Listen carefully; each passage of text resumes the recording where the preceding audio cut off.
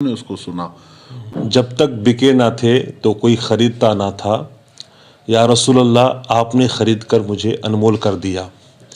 یوں تو یہ شعر کافی مشہور و معروف ہے، لیکن اس شعر کے مصداق حضرت مفتی سلمان اظہری صاحب کما حق کو ہیں، کیونکہ حضرت کی ذات اس وقت عالمی سطح پر اتنی مقبول ہے، اتنی مشہور ہے کہ بچے سے لے کر کے عمر رسیدہ تک سلمان اظہری کے نام سے واقف ہیں۔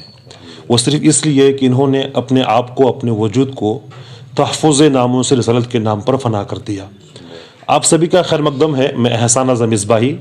میرے ساتھ میں جو شخصیت ہے محتاج تعارف نہیں ہے، حضرت کا نام آپ جانتے ہیں، مفتی سلمان اظہری صاحب، جو جب سے ان کا قدم دنیا خطابت میں ہو یا دنیا تبلیغ میں ہو، جب سے پڑا ہے تو عجب سے انقلاب آ گیا ہے، کیونکہ انہوں نے جو خطاب کا طریقہ اپنایا ہے وہ کافی منفرد بھی ہے۔ ان کے خطاب میں آپ سنجیدگی کا ماحول دیکھیں گے، چلاہٹ کا ماحول نہیں دیکھیں گے۔ وہ سلجھے ہوئے الفاظ جو ہر کس و ناقص کے فہم و فراست میں بیٹھ جائے، ایسے الفاظ کا انتخاب بھی کرتے ہیں۔ تو حضرت آپ کا بہت بہت خیر مقدم ہے ہمارے چینل نیوز اسٹوڈیو اردو میں۔ السلام علیکم ورحمۃ اللہ وبرکاتہ۔ حضرت سے اس تو پہلی بار میں حضرت سے مل رہا ہوں بذریعے نیوز اسٹوڈیو اردو، تو بہت سارے سوالات ہیں، لیکن میں حضرت سے یہی کہوں گا کہ اس وقت مسلمانوں میں جو انتشاری کیفیت ہے، وہ چاہے پولیٹیکل ہو، سیاسی اعتبار سے ہو، مذہبی اعتبار سے ہو، رنگ و نسل کے اعتبار سے ہو، تو کون سا ایسا مرکزی محور ہے جہاں جا کر کے لوگ متحد ہو سکتے ہیں، اور اس کے طریقے کیا ہو سکتے ہیں کہ لوگ وہاں جا کر متحد ہو جائیں؟ الحمد للہ وکفا وسلام علی حبیبہ المصطفیٰ، اما بعد۔ میں مشکور و ممنون ہوں آپ کا کہ آپ نے جو زحمت اٹھائی ہے اور جو کچھ بھی میرے متعلق حسن ظن رکھا ہے، اللہ تعالیٰ مجھے اس کے مطابق بنائے۔ پہلی بات تو یہ ہے کہ انتشار اور اختلاف کی جو باتیں آپ کر رہے ہیں امت میں، یہ برسوں سے رہا ہے، اور اس امت کو ان تمام چیزوں سے جوجھنا پڑا ہے۔ لیکن پچھلے زمانے میں ایسا ہوا کرتا تھا کہ اختلافات ہوتے تھے، لیکن اس کو ذاتیات پر نہیں لایا جاتا تھا۔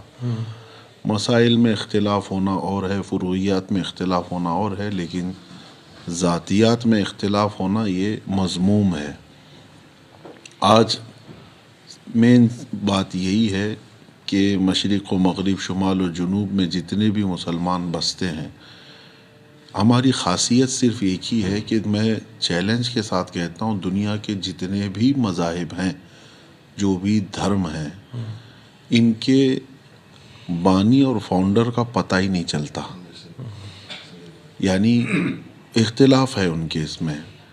وہ سمجھ میں نہیں آتا ان کو کہ ہمارا دھرم یا ہمارا دین فلاں شخصیت سے جوڑیں کہ فلاں سے جوڑیں، ان کے ہاں الگ الگ معاملات ہیں۔ صرف یہ اسلام کی خصوصیت ہے کہ محمد الرسول اللہ صلی اللہ علیہ وسلم کی ذات پر سب جا کر جمع ہوں گے، اس لیے کہ ہمارے امت میں جتنے بھی فرقے ہوں، حضور پاک کی ذات پر جا کر سب کو جمع ہونا ہی ہے، سوائے قادیانیوں کے کہ وہ تو ختم نبوت کے منکر ہیں۔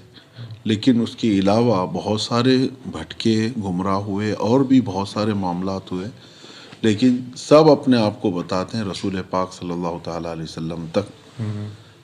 تو کہنا یہ چاہتا ہوں میں کہ نبی پاک صلی اللہ تعالیٰ علیہ وسلم کی ذات پاک، اہل سنت و جماعت کے لیے میں یہ میسیج دے رہا ہوں، میں اسی اتحاد کا قائل بھی ہوں کہ اہل سنت و جماعت اگر ٹکڑوں میں منتشر ہیں، مختلف ہیں، تو ان کے لیے رسول پاک صلی اللہ تعالیٰ علیہ وسلم کا نام نامی کافی ہے، اس نام پر سب جمع ہو جائیں۔ دیکھیں آج دنیا جگا رہی ہے اسی نام پہ، آپ کو اسی نام پہ جگا رہی ہے۔ آج دیکھیں ہمارے یہاں پر جو بھی معاملات ہو رہے ہیں ملک میں، آپ کے پیروں کو گالی نہیں دی جا رہی ہے، آپ کی مسجدوں کو، آپ کی خانقاہوں کو گالیاں نہیں دی جا رہی ہیں، سیدھے ذات رسول کو گالیاں دی جا رہی ہیں۔ تو یہ بھی ایک طریقے کا آپ کو سمجھنے کا موقع ہے کہ اب جو ہے تمام چیزیں اگر ہمارے درمیان کچھ بھی ہے چھوڑیں، اور حضور پاک صلی اللہ علیہ وسلم سے جو ہمارا رشتہ، ہماری ڈور بندھی ہوئی ہے اسی پر آ جائیں. اختلافات ختم کرنے کا اور اپنے دل کو وسیع کرنے کا یہ سب سے بہترین طریقہ ہے. اس گنبد خضرا کی چھاؤں میں سب اپنے آپس کی تمام چیزیں بھول سکتے ہیں، اس لیے کہ یہ پریکٹیکلی بات ہے. مدینہ طیبہ میں جب رسول پاک صلی اللہ تعالیٰ علیہ وسلم تشریف لائے تو حبشہ کے بلال رضی اللہ تعالیٰ عنہ جو کالے تھے، ہاں، اور دوسرے حضرت فارس سے حضرت سلمان، روم سے حضرت صہیب، اور کہاں کہاں سے سب آئے جمع ہوئے، اور وہ سب سگے بھائیوں سے زیادہ عزیز ہوئے.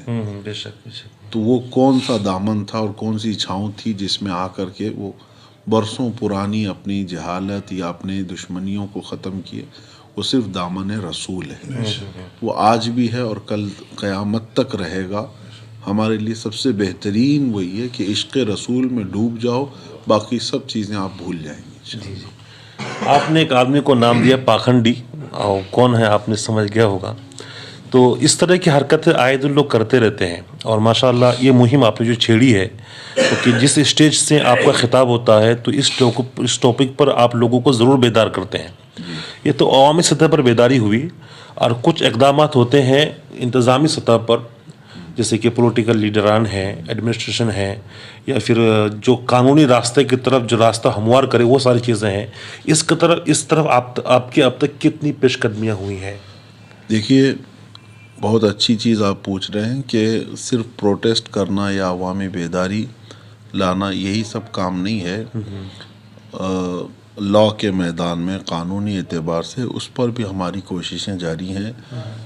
آپ کو پتہ ہوگا کافی پہلے ہی، سال بھر گزر چکے، میں سپریم کورٹ کے لائر سے ملا تھا، اور ہم نے ایک پرستاؤ ان کے سامنے رکھا بھی کہ ایک ایسا بل بنایا جائے جو رسول پاک صلی اللہ تعالیٰ علیہ وسلم کی جو بھی توہین کرے اس کی سزا مقرر کی جائے. آلریڈی جو ہے انڈیا میں کچھ قانون بنے ہوئے ہیں، 153 یا غالباً 295 یا ایسے اس آرٹیکلز ہیں جس میں کسی کو بھی اکسانا یا کسی کے خلاف بولنا دھارمک اعتبار سے، لیکن وہ آرٹیکلز اتنے ہلکے بنا دیے گئے ہیں کہ اس کے تحت کیس تو درج ہوتا ہے، لیکن آن دا اسپاٹ لوگ جو ہے نا بیل لے کے چلے جاتے ہیں، یا زیادہ سے زیادہ تھوڑے دن کے بعد جب معاملہ ٹھنڈا ہو جائے تو آسانی سے بیل ہوتی ہے. ہماری مانگ یہ تھی کہ کسی بھی دھرم کے مقدس، چاہے یہاں پر مسلمانوں کے نہیں، سارے لوگوں کے لیے، کہ ہمیں تو قرآن نے یہی کہا ہے وَلَا تَسُبُّوا الَّذِينَ يَدْعُونَ مِن دُونِ اللَّهِ فَيَسُبُّوا اللَّهَ عَدْوًا بِغَيْرِ عِلْمٍ. اللہ تعالیٰ کا حکم ہے قرآن پاک میں کہ جو دوسرے لوگ ہیں ان کو گالیاں مت دو، ورنہ وہ پلٹ کر کے تمہیں اللہ کو گالیاں دیں گے. ہمارے ہاں تو گالی کا مذہب ہے نہیں. ہاں، لیکن اب آپ جو یہ کہہ رہے ہیں کہ اگر میرا لہجہ سخت ہوتا ہے یا کسی کو ٹارگٹ کر کے میں بولتا ہوں تو یہ اسی وقت جب وہ کتے بھونکتے ہیں تو ہماری ذمہ داری ہے کہ ہم دفاع کریں گے، ہم ڈیفینس کریں گے. ہم نے تمہارے ماں باپ پہ حملہ تو نہیں کیا اور نہ ہی تمہارے مقدسات پہ کیا. ہاں، وہ فیلڈ چنتے تو وہ ایک الگ فیلڈ تھی. ہم تو ڈیفینس کے لیول پر آج بات کر رہے ہیں. رہی بات یہ جو ہے، ہم نے یہی مطالبہ کیا ہے کہ اس قانون میں اتنی سختی ہو کہ سزا ہو، 10 سال کی سزا ہو جو بھی کرے، جو بھی ان مقدسات کے ساتھ چھیڑ چھاڑ کرے. تو اس سلسلے میں الحمدللہ پیش قدمی بھی ہوتی رہی، وکلا سے بات بھی ہوتی رہی، اور بھی کئی تنظیمیں اس میدان میں کام کر رہی ہیں. اللہ ان کو کامیابی عطا فرمائے. آخر میں، چونکہ آپ بہت مصروف ہیں، آخری سوال پوچھوں گا حضرت. اس وقت مسلمانوں کے پاس میرے خیال سے پیسے ہیں، بہت ساری خانقاہیں ہیں، بہت سارے لوگ ایسے بھی ہیں، لیکن ان کے پاس اپنی آواز کو دور تک پہنچانے کے لیے کوئی ایسا ذریعہ نہیں ہے. مثال کے طور پر میڈیا، اپنا کوئی پرنٹ ہاؤس یا ایسی کوئی چیزیں. تو اس طرف لوگ کیسے پیش قدمی کریں؟ کیا وجوہات ہیں کہ لوگ اس طرح پیش قدمی نہیں کرتے ہیں؟ اور کیا وہ چیزیں ہیں جس کے ذریعے جس کو اپنائیں گے ہم تو یہ تمام چیزیں ممکن ہو سکتی ہے؟ جی، میں دیکھیے، یہ احساس کمتری والا سوال ہے. آپ نے پہلے تو یہ سوال کیا کہ مسلمانوں کے پاس پیسے ہیں جی اور بہت ساری چیزیں ہیں اور آپ اس کو اپنا کے اپنا پیغام دوسروں تک نہیں پہنچا سکتے. ابھی آپ بتا رہے تھے آپ کے کیا ہے یہ نیوز ٹوڈے اردو, جی اس کو 15 لاکھ 20 لاکھ یہ لوگ تو ہم دیکھ نے لیتے ابھی ہیں. شروع کیا اس تو بار. آپ کے پاس مطلب بہت پیسے ہیں؟ نہیں نہیں ہے, نارمل ہے, اس کے باوجود آپ 15-20 لاکھ لوگوں تک پہنچا رہے ہیں بات. تو دوسرے لوگوں کے پاس بھی یہ آپشن ہے نا. اور رہی بات, آپ کو کبھی یہ سوچنا ہی نہیں ہے کہ ہمارے چاہنے سے کیا ہوگا. ہاں, ایک آدمی ہو 2 آدمی ہو, میں آپ کو بتاؤں جب ہم نے اس پاکھنڈی کے خلاف اعلان کیا تھا, وہ ایک مسجد میں چند نوجوان تھے, 40-50 لوگ ہوں گے, کوئی بڑی کانفرنس میں ہم نے بیان نہیں کیا تھا. ویڈیو دیکھی تھی. ہاں, تو اب وہ جذبہ تھا. اور اس کے بعد ہم نے دیکھا مہینہ بھر نہیں گزرا ہوگا کہ ہندوستان کے ہر علاقے میں نہیں بلکہ امریکہ ہو کہ افریقہ ہو, کہاں آسٹریلیا ہو, کہاں سے پوری دنیا کے چپے چپے سے لوگوں کے میسیجز, سب لوگوں نے اس کو سنا. اس دن مجھے یہ احساس ہوا کہ پکارنا آپ کی ذمہ داری ہے, پہنچانا میرے مولا کی شان ہے. آپ اپنے صدق دل سے, سچے جذبے سے آپ آواز اٹھائیے, پہنچے گی چیز. اور آج ذرائع بہت ہیں, اب پرنٹ میڈیا اور الیکٹرانک میڈیا کی بات کر رہے ہیں آپ, وہ لے کر کے بھی کیا کریں گے آپ. آپ کے لیے کشادہ فیلڈ موجود ہے آج, سوشل میڈیا. سوشل میڈیا اس سے بڑا پلیٹ فارم رکھتی ہے جو پرنٹ میڈیا. اب تو لوگ پیپر کون پڑھتا ہے, شاید پرانے لوگ پڑھتے ہوں گے, اب اخبار پڑھنا بھی بند ہو گیا. اور news channel, T V media جو ہے وہ کون دیکھتے ہیں, وہ بھی زیادہ کم ہو گیا. سارے لوگ آج سوشل میڈیا کو دیکھ رہے ہیں. تو وہ پلیٹ فارم تو آپ کے پاس فری میں ہے, اس کے لیے پیسوں کی کیا ضرورت ہے. فری میں میدان موجود ہے, آپ اس کو استعمال کر کے اپنی باتیں قوم تک پہنچائیں. پلس تو اور بھی معاملات ہیں آپ کے پاس ذہن سازی کرنے کے. علماء کرام جو ہے اپنے پیغامات اس کے ذریعے سے پہنچائیں, خالص یہی نیت. پھر دیکھیں اللہ تبارک و تعالیٰ کی طرف سے مدد بھی ہوگی انشاءاللہ. چلیے, بہت بہت شکریہ.